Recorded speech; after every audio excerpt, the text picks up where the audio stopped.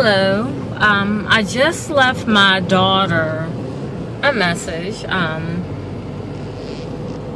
It took, I guess, 7 years to finally leave this message. I shared with you guys before, as far as my son's Facebook post calling me out my name and blocking me from his life and all this other stuff he was talking about, and my daughter clicking like and she co-signed and things like that. She texted me earlier, and I didn't have the words at the moment, so I didn't respond back, and plus it was a little hectic at work.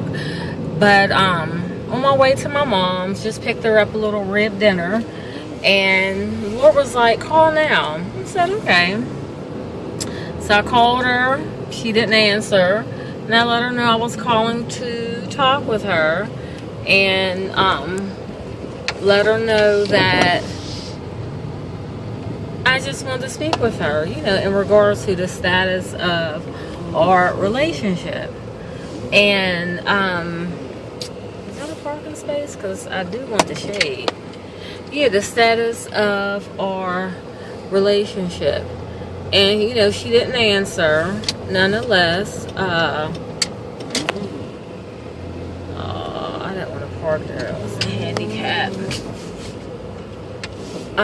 She didn't answer, but nonetheless, I left her voicemail, just letting her know that I did see the Facebook post that her brother put about me. Although, no, she didn't call me, bitch. No, she didn't say F my mom, I'm blocking her. However, her, along with her aunt and her father, they both clicked that they liked it. They agreed with what Jalen said. And I just let her know in a loving, caring way. I didn't have an attitude or anything. I let her know it's not acceptable. Even if she's upset with me, even if he's upset with me, let's call and talk. We're not going to always agree. We're not always going to get along. But the disrespect, it's not acceptable. It really, really is not acceptable. They've been mad at their father's side of the family, and they shared their personal business with me. And they've shared it only, predicated because they were probably mad at their father or Nana, things like that. But at the end of the day, they would never privately or publicly disrespect them the way that they do me. And it's not okay. And I just let her know that I love them both nonetheless, until they're willing to seek treatment, counseling, spiritual counseling. I don't think we'll be able to have a rapport. It's hurtful to say, but they'll be 21 next month. We're not doing this anymore. We're really not doing this anymore. It's very unfortunate, but we can't seem to come to some type of understanding. And they've been allowed to disrespect me for so long, they don't understand it. So I let them know that I'll be praying for them. I love them. But when it's time, we'll have a relationship. They're one way with me, and they're one way with their family. They play both sides. Just the way that Jalen made that Facebook post and having others think that, oh, my mom's ignoring my calls. But he's not sharing, oh, well, when my mom's called me, I've said to her, what are you calling me for? You're not sharing that. You're not sharing when you call my phone and I think you're calling to talk to me. And I'm like, hi, baby. You let me know. Well, I'm only calling to talk to Jared. So when I finally, in my spirit, when I finally said, and I knew now's the time, you have to cut the line. Now's the time to cut the line. It was probably culture shock because we've been going on this roller coaster for like 6-7 years. And by way of the spirit, thus saith the Lord, it had to be cut. It had to be stopped.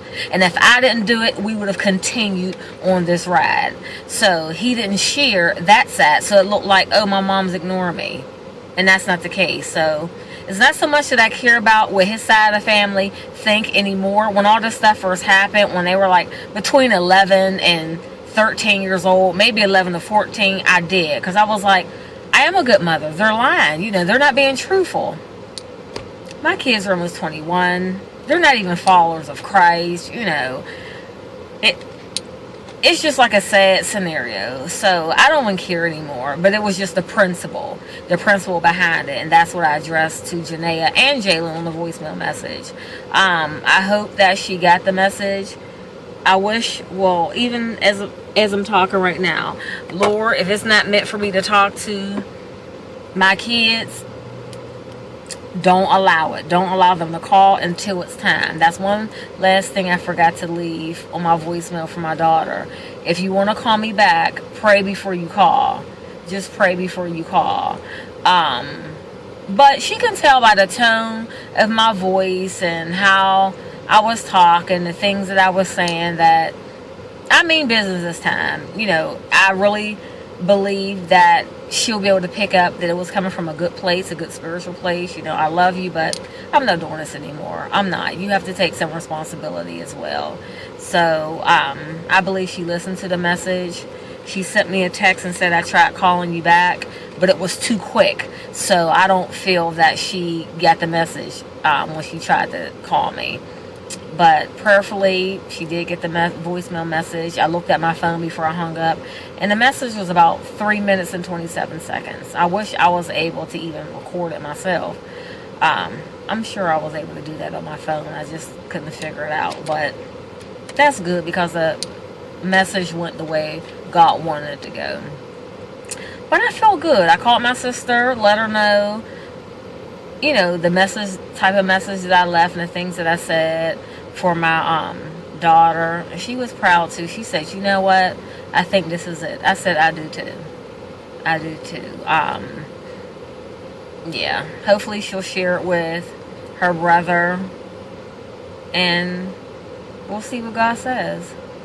Alrighty, God bless you guys. Thanks for watching. Thanks for your encouragement as well. Raising and dealing with kids who have the, how can I put it, they're not followers of Christ, or I will say they believe God but they don't follow God. That's a message that'll preach. Yeah, you can't be a follower of Christ and you don't follow anything that he does, you know. So they believe but they don't follow. But it's hard because my way of parenting versus what they've been a part of on their father's side since they've been basically 12, it contradicts everything that how I would raise my household. So although I get, we would go back and forth a little bit, but at the same token, it's no different than Janaea on a new job. Well, I'm used to doing things like this. A new supervisor come in, well, now you're going to do it like this. You'll adjust or you'll leave. Even with Jalen, he went from high school to college. He adjusted. If he gets picked up in the NFL, which again, until he does right by me and change his very disrespectful ways, I don't want God to bless him in that magnitude. I don't.